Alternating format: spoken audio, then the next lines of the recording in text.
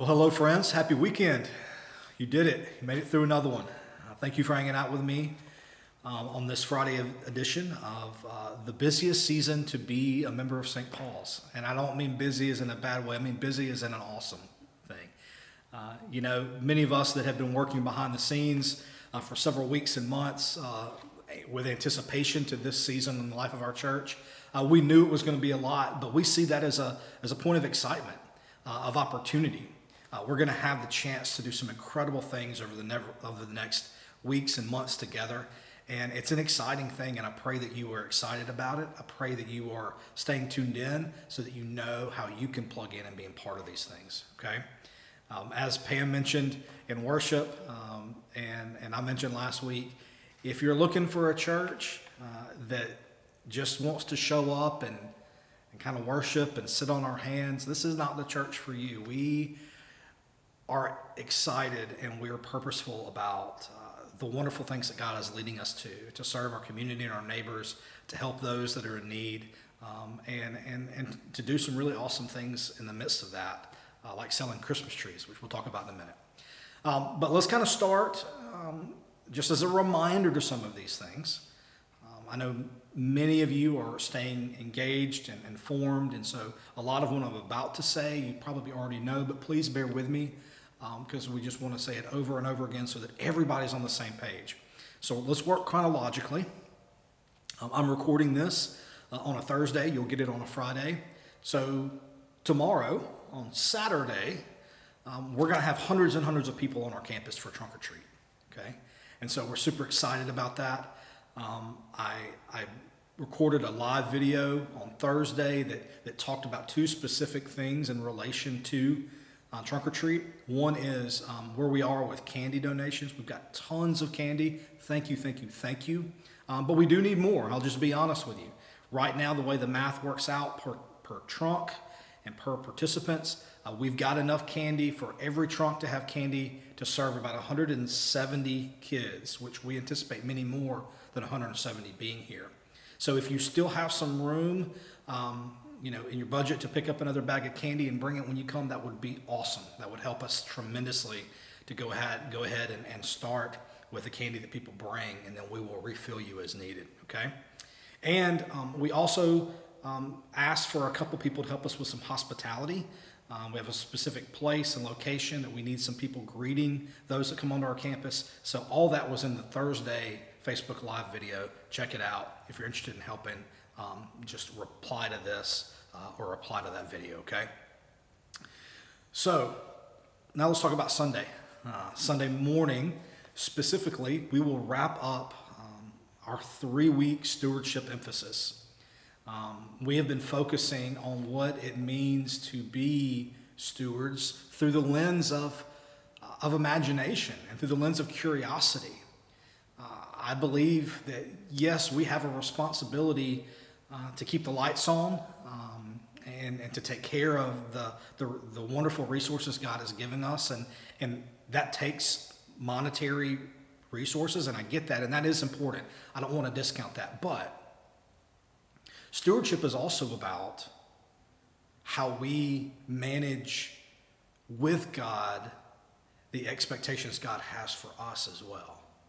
And stewardship is not just about our pocketbook, folks. It is about who we are, and it's about how we live in response to God's grace and about how we engage our mission together. And so we took a little bit of a different approach this year.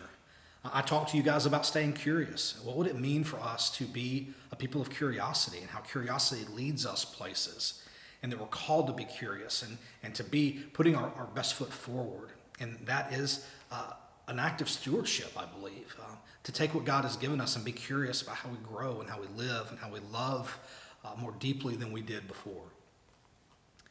This past Sunday, we had Ladies Sunday, and I'm so grateful to the many of our lay leaders here who stepped up and led in my absence and reclaimed their place, because without the laity, there would be no church. Amen?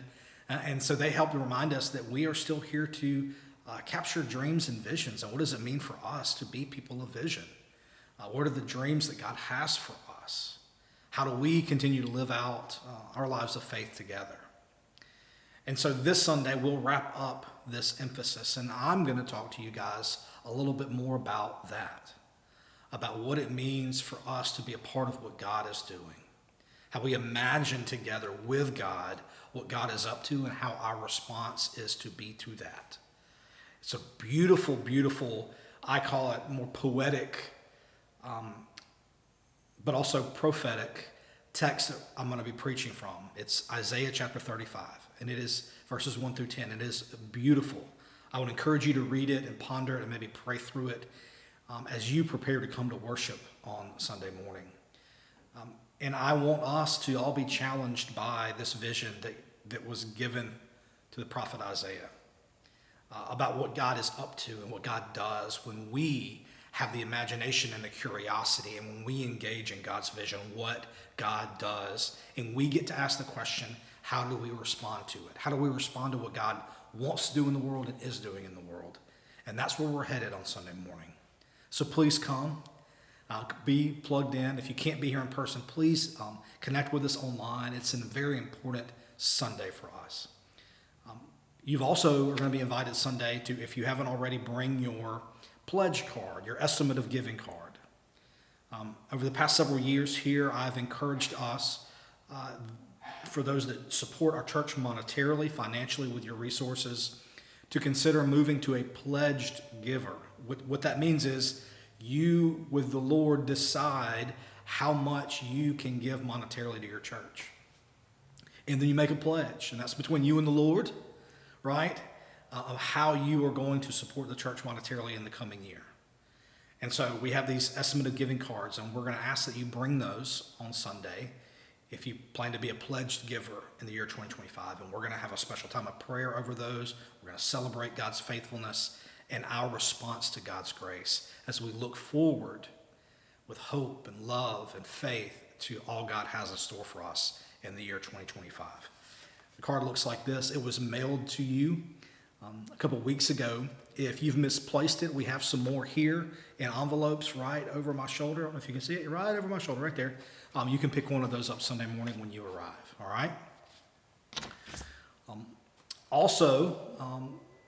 It was announced last week that in anticipation of, well, not anticipation, but as we're getting ready to celebrate our 50 years together as a church, our 50th anniversary or birthday, I think both term fit, maybe, birthday anniversary.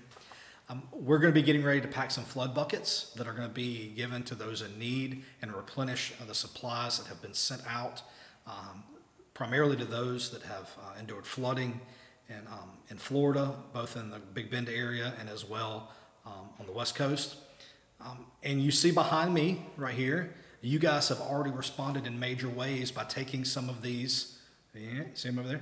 By taking some of these slips of paper that coincides with a particular supply, and people have started to bring those in already. So thank you, thank you, thank you. If you want to participate, this will be here on Sunday. Take a look at what those supplies that are needed. I do know that some of those supplies are a little bit trickier to find than you would think. So some of the folks are ordering those from Walmart.com or from Amazon and those places, but you can find them. You just may not be able to find them as easily as you would not in this season. So that's going to be happening. We'll be receiving all of those items here in the narthex. We also need to talk about Christmas trees. Our Christmas tree sale has begun. Even though the trees aren't here yet, our pre-sale has begun. So many people are already pre-ordering their tree based on size and price at www.spocala.org/trees. We sent you home with some of these on Sunday, and these are printed for you to take, okay? Please take these. Use them to talk to your friends, your neighbors, your coworkers, and let them know about this, because it's a great, easy way for them to go ahead and purchase a tree, and then when they arrive, they can show up and tag their tree, or they can get it that day.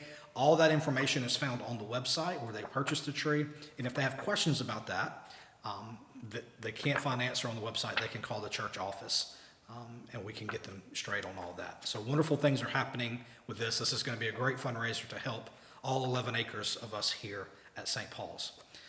Also, you were given this yellow card here about the Christmas tree sale volunteers needed, because we need your help to pull this off.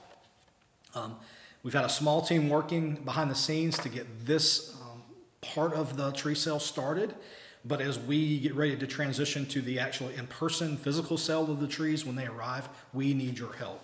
And so a lot of the task list and roles are listed here, as well as the information for Carol Shaw and Kelly Hall, because they're going to be helping coordinate our volunteers. And so please reach out to them. Please ask questions about these things if you have them. I can answer most of those questions as well. And beginning this Sunday, you can sign up for one of these roles. And then either Carol or Kelly will get in contact with you and schedule you at a time that you time is convenient for you during the physical Christmas tree sale that will be coming up later in November. All right? That's a lot. Thank you for hanging out with us. Thank you for being a part of St. Paul's United Methodist Church. Thank you for caring so immensely about what God is doing in and through us, that you're engaged in all these wonderful ways, these wonderful things, these exciting opportunities that God has for us. All right? Have a wonderful rest of your week. Can't wait to see you Saturday afternoon here on campus, and hopefully Sunday morning as well. Have a wonderful, wonderful day.